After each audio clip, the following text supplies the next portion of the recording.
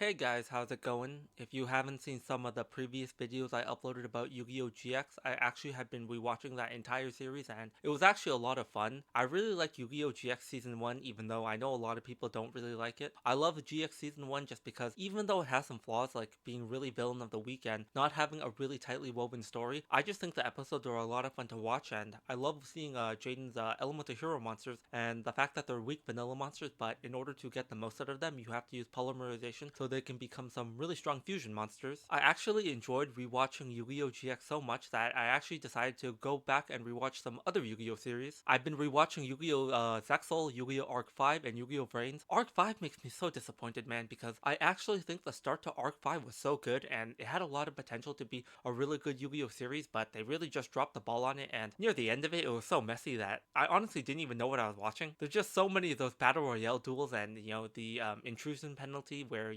multiple people enter a duel, and there were just so many like multiple like people duels that it just became very unfun to watch, and so many of the duels got cancelled midway. Like I said, that series is probably the most that suffered from wasted potential. I think Yu-Gi-Oh! Arc 5 could have been something really good. Brains, on the other hand, is pretty weird to me. I really like Revolver and his Boral cards. I think those are really cool, as well as his topologic monsters. His Dragon deck is pretty awesome, but that series I don't really feel much. I really feel almost nothing when I watch Yu-Gi-Oh! Brains, which I might talk about in a future video. Yu-Gi-Oh! 5Ds and the original Yu-Gi-Oh! Series, I already kind of did rewatch it before, but those are also my favorite series, so maybe in the future I'll rewatch those and talk about them in a future video. But the series that this video will focus on is actually Yu-Gi-Oh! Zexal. I'd been rewatching a ton of Yu-Gi-Oh! Zexal. Yu-Gi-Oh! Zexal is definitely one of my least favorite Yu-Gi-Oh! series, and one of the ones I think is the worst. It's kind of a toss-up between the last three series, which ones I think are worse, between Brains, Arc 5, and Zexal. However, going back and rewatching Yu-Gi-Oh! Zexal, I actually did enjoy it a bit more, mainly because a lot of the duels in the first arc are two-part duels, and I did watch Yu-Gi-Oh! Zexal when it aired live, and just watching it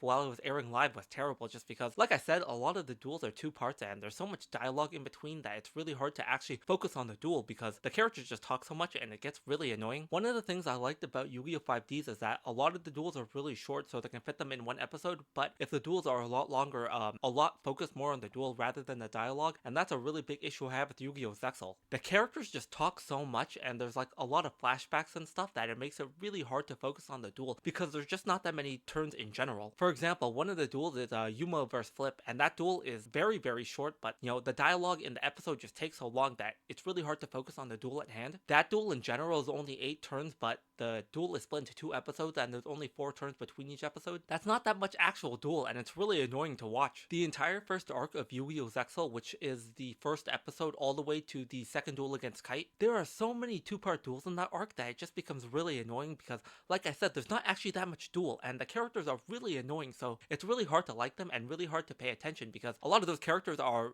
really unimportant, but they're also just really annoying. I talked about this in a previous video before that I might expand upon, but why is the entire main cast of Yu-Gi-Oh! Zexal so annoying? Not only are they not important, you could give some of their lines to other characters, like you can give all of Tori's lines to like Kite or Shark later on in the series and it changes nothing. But those characters are just so annoying. All they do is just yell and scream, and they don't do anything else important except for maybe an episode here or there. Now, despite the characters being really terrible in Yu-Gi-Oh! Zexal, I think one of the biggest issues that the series has is the boss monster syndrome. What I mean by that is that all the characters just focus on summoning their boss monsters, and that's pretty much it. And later on in the series, all they do is summon their boss monster turn 1, they protect that card for the whole duel, and then they summon their rank up monster. It's actually really boring when you sit down and think about that. In the first half of Yu-Gi-Oh! Zexal, I can tell you what Yuma does in every duel. He just puts a bunch of level 4 monsters on the board until eventually he summons Utopia, and he wins the duel with Utopia or a form of Utopia like Utopia Ray. It's actually really funny because I'm not talking about an episode in particular, I'm just talking in general, and that's pretty much how 99% of Yuma's duels go. In the first arc of Yu-Gi-Oh! Zexal, Yuma gets 11 duels, and in almost every duel he summons Utopia except for one of them. Now, I don't consider the episode where 96 possesses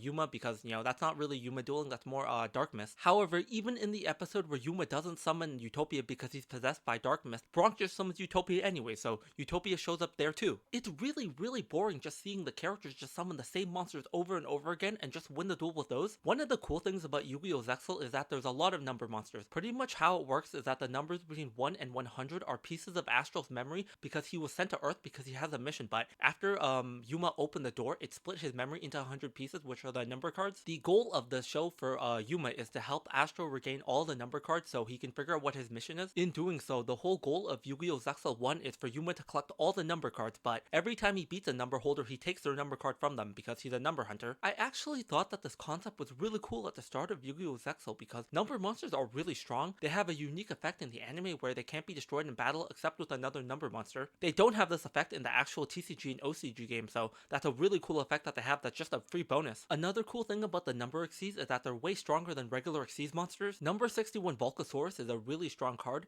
It detaches an Xyz material to destroy a monster your opponent controls, and then you inflict damage to your opponent equal to that monster's attack. This effect is insane because unlike the TCG and the OCG, the anime effect is not once per turn, so you can detach 2 materials in 1 turn. Yuma gets this card from Scorch when he beats him and Chills in a tag duel with Shark, and he doesn't use it for the rest of Zexal 1. It's honestly really shocking because this card is amazing and it's not very hard to summon at all. It makes me really sad because this is one of my favorite number monsters just because I love the art and the effect is amazing as well. Yuma only uses this card one time later on in the series in Zexal 2 when he fights against Shadow Giant. Another really broken number monster is number 11 Big Eye. What this card does is by detaching a material, you get to take control of a monster your opponent controls. This card does not make any appearance until the end of Zexal 2 where he uses this card against Nash. This is something I really didn't like about Yu-Gi-Oh! Zexal. Why is Yuma not using these strong number cards? Why is he only summoning Utopia? There's also another part during Yuma's second duel against Shark where he makes Utopia and attacks, but it gets negated by Friller Rabka.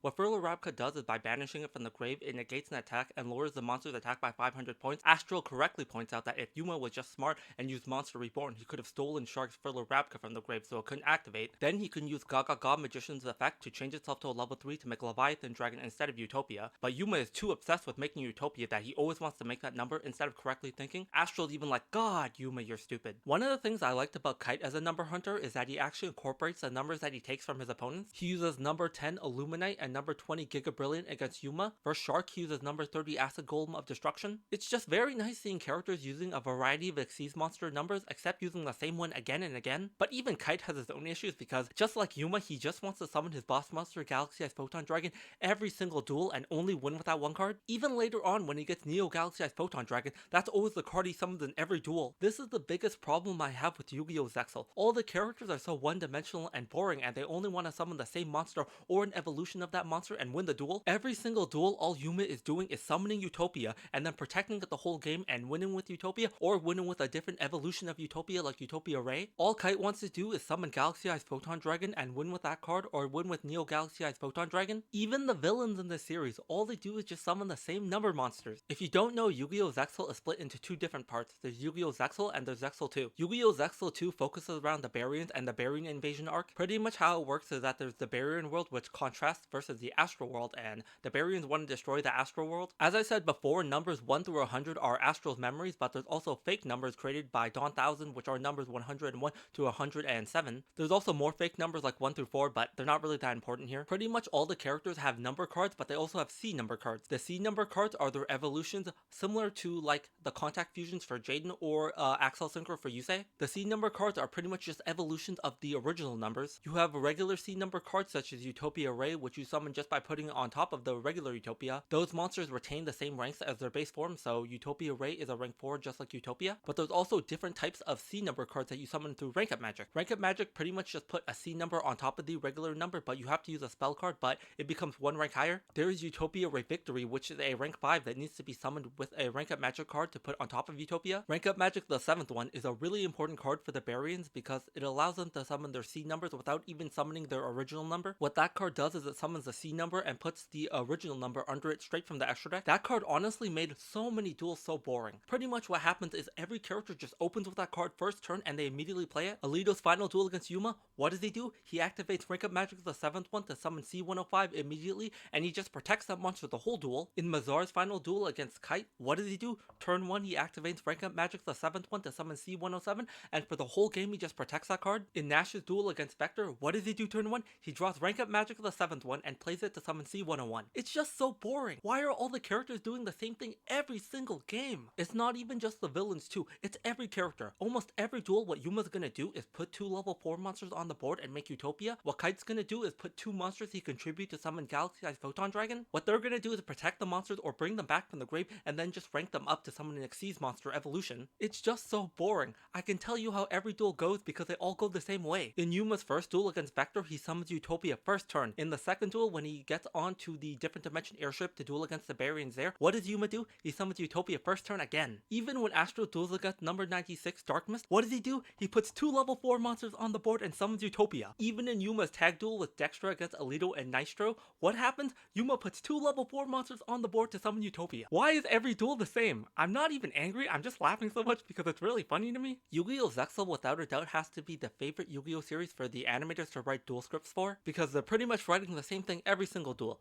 Yuma puts 2 level 4 monsters on the field and makes Utopia. Even in the final duel of Yu-Gi-Oh! Zexal, the final duel, Astral takes away all the number cards from Yuma, so now Yuma can't summon Utopia first turn. What does Astral do? He puts on 2 level 4 monsters on the field to summon Utopia. You can't make this stuff up. Every character in the show is addicted to summoning their boss monster. One of the things I really liked about Yu-Gi-Oh! 5Ds at the start was that Yusei just doesn't win the duel with the same monster over and over again. Yes, he summons Junk Warrior almost every duel, but Junk Warrior isn't the card winning him the duel. He has a couple duels he wins with Junk Warrior, he has a couple duels he wins with Nitro Warrior, he has a duel he wins with Turbo Warrior, he has a duel that he wins with Armory Arm and Junk Warrior, he has some duels that he wins with Stardust Dragon. It's just very refreshing seeing characters use all the cards at their disposal to win, not just the same monster. That's another thing I really liked about Duel Monsters, the original series. Yugi isn't winning every duel just with Dark Magician. He has so many cards he uses. Sometimes he wins with Dark Magician, sometimes he wins with Summon Skull, sometimes he wins with Gaia or the Gaia Dragon Champion, sometimes he wins with Catapult Turtle. There are just so many cards he can win the duel with that it makes it really exciting to watch the duel because I don't know how he's gonna win. Watching Yu-Gi-Oh! Zexal, I know exactly how every single character is gonna win the duel. Yuma's gonna summon Utopia or some form of Utopia to win the duel. Kite's gonna summon Galaxy Eyes Photon Dragon or some form of Galaxy Eyes Photon Dragon to win the duel. The Barians are just gonna summon their C100 monsters and win the duel like that. It's just so boring, I wish they would do something else. Use some of the other number cards you have and win the duel with those. Anyways, that's it for this video. I'm probably gonna make some other videos on Yu-Gi-Oh! Zexal, Arc 5, and Brains because I actually been really enjoying rewatching those series. I definitely want to make a video on Yu-Gi-Oh! Arc 5 and talk about all the wasted potential in this series because I really do think they had something special there and they could have made it something really good. Gonna make some other videos on 5Ds and Duel Monsters as well, but those will come probably a bit later. Anyways, I hope you guys enjoyed this video. Have a good one. Take care.